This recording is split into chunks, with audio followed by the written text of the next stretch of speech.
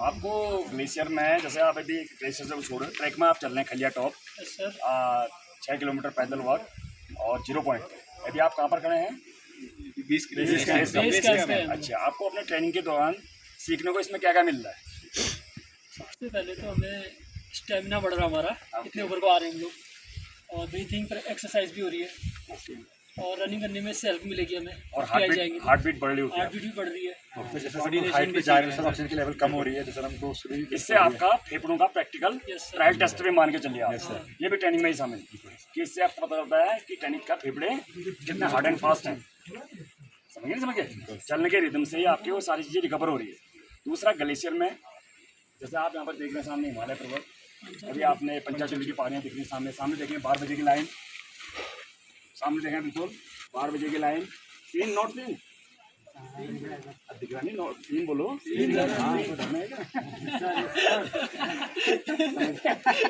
तो अब जैसे थे वापस, हाँ जैसे 12 बजे की लाइन में अपन इसने अपना संतोष ने बताया सीन, तो आपको दिख रहे हैं पंचाचूली की पहाड़ियाँ, ऐसे आपके हिम के दर्शन हो रहे हैं, ठीक है।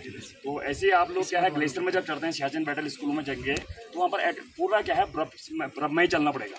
जैसे first glacier, second glacier, third glacier, क्योंकि जैसा उनके नाम से समुद्र तरह ग्लेशियर है, समझ गए।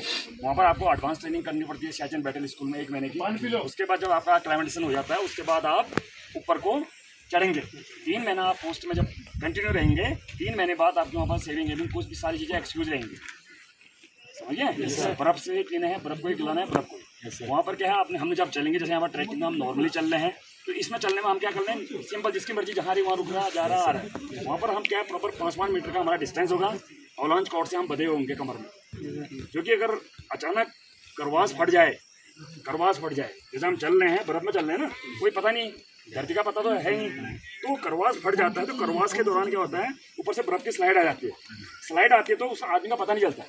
तो रोबा होने से ये होता है कि हम 5 क्योंकि हम चेंज जा रही है, जैसे हमारा डिस्टेंस है, डिस्टेंस में चले एक साथ क्लोज नहीं होने, तो उसमें क्या है करवास में हम घुसेंगे नहीं। अगर घुस भी गए तो हम लटक गए ना, हमारा गैप है, तो उतने आदमी में हाँ पता चल गया कि उसको आसानी से निकालना है, नहीं तो पता नहीं चलेगा कि 56-57 लाशें निकालने में कोई ऐसी गलती नहीं होती, ठीक है ना। इसलिए रोबो हुआ जाता है।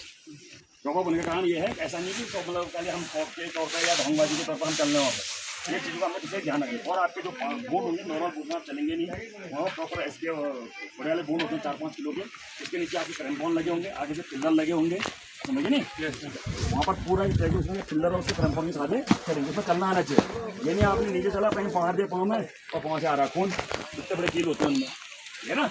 क्रैम्पॉन, पिल्लर, हाथ में होगा आइसेक्स और साथ में होगा आपका हैबर सेट, पूरा स्केल किट, क्योंकि आपने अपना स्केल, खाना पीना सब चीज़ ऊपर ले जाना। बाकी सामान बाकी जहाँ से ड्रॉपिंग होता है, ड्रॉपिंग जोन में वहाँ जो आपके स्नो स्कूटर होंगे उसमें हम पेट्रोलिंग कमांडर को नियुक्त करेंगे, जैसे पिल्लू, अरुण, पंकज, तो अपने ट्रूप्स के साथ ये रोबा होके जाएंगे। फिर वो अपने स्नो स्कूटर में सामान को स्टार्ट करते हैं, जो कि 220 की स्पीड पकड़ेगा। तो उसके बाद अपने जो ट्रेनिंग एरिया है, जिसे अपने टेंट लगे होंगे, वहाँ पर रहेंगे और वहाँ नहाने धोने के लिए आपको एक टाइम बर्फ को गलाना पड़ेगा, है ना। ऐसे पानी नशा नहीं होता वहाँ पर, आपको दिख रहा है हमको वहाँ पर नशा। और बाकी कोई सवाल आपका? बाकी ललित आप जितना आगे खड़े हैं आप आगे बात कीजिए। मैं तो सबसे ज़्यादा मतलब आश्चर्यचकित हो रहा हूँ कि सर इतना हमारे साथ सबसे पहले सर ही पहुँचे यहाँ, और लड़के अभी आए नहीं है नीचे से, बहुत बड़ी बात है इस एज में, मतलब इतने ऊपर सबसे फर्स्ट आ रहे हैं सर। बाकी अब ये संतोष जी बताएंगे आगे का। संतोष फलाट। तो हमको यहाँ आके अच्छा लग रहा है। बाकी मैं एक टीम लीडर था, तो हमने जब यहाँ पर हम लोग चले तो हमने कोऑर्डिनेशन से चलना सीखा। कुछ लोग थे जो डिफॉल्टर थे, एकदम बात बिल्कुल नहीं मान रहे थे। ललित उनमें सबसे पहले थे। ये सवाल जवाब बहुत करते हैं, इनको बिल्कुल डाउट रहता है, आदेश में इनको हमेशा डाउट रहता है। ये फौज में होना बिल्कुल ठीक नहीं है। क्वेश्चन नहीं होंगे तो जिस भी फौज में ये जाएंगे उस फौज को अभी भी कर रहे हैं, अभी मकरागिरी कर रहे हैं, पता चलेगा बिल्कुल।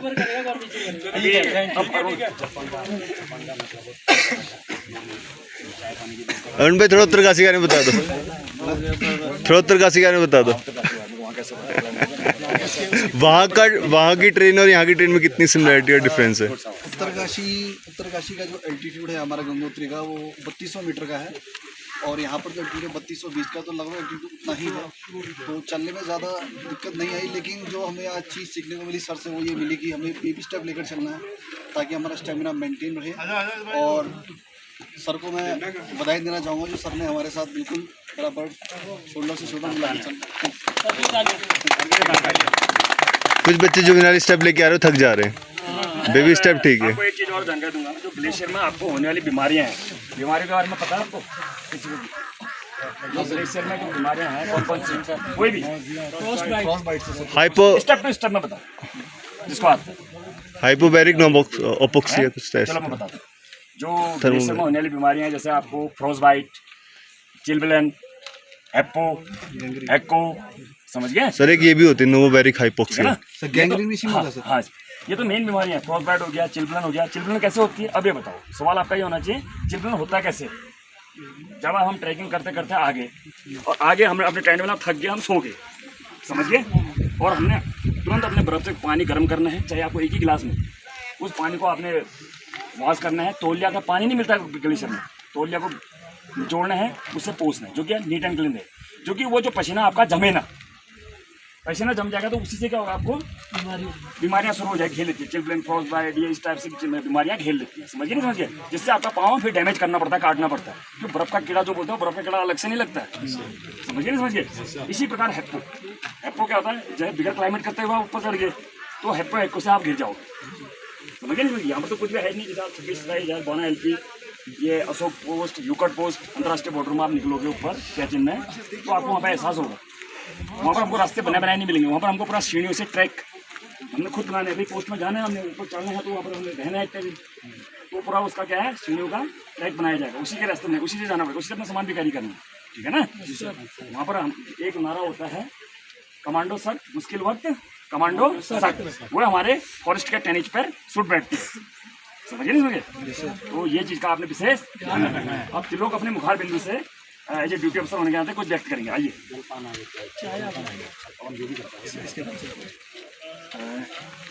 एज ए टीम लीडर मैं डीओ रहा, तो मुझे बहुत कुछ सीखने को मिला। पहले तो ये लगा कि कोऑर्डिनेशन कैसे करते हैं हम लोग अपने पर्सनल जीवन में तो बहुत आगे रहते हैं, पर ऐसा होता है कि जब हम साथ लेके चलते हैं तो बहुत सारी तकलीफें आती हैं, तब कठिनाइयाँ आती हैं, दूसरे को समझना होता है, दूसरे को साथ लेके जाना होता है। तो हम जब भी ग्रुपिंग कैंपिंग करते हैं तो हमारी ये वाली स्किल जो होती है बहुत ज़्यादा बढ़ती है, और ये सारी स्किल्स हमें एज ए बेस्ट ट्रेनर ही हमें प्रोवाइड कर सकते हैं। हमें उनकी गाइडेंस को फॉलो करना चाहिए, और हमें अपने साथियों को क्या करना चाहिए, हिम्मत भी बतानी चाहिए कि हम क्या कर रहे हैं, साथ में चलेंगे, कोई पीछे नहीं रहेगा, किसी को पीछे नहीं छोड़ना है। ये वाली स्किल हमें इस कैंपों में ही और ट्रैकिंग के दौर में ही सीखने को मिलती है।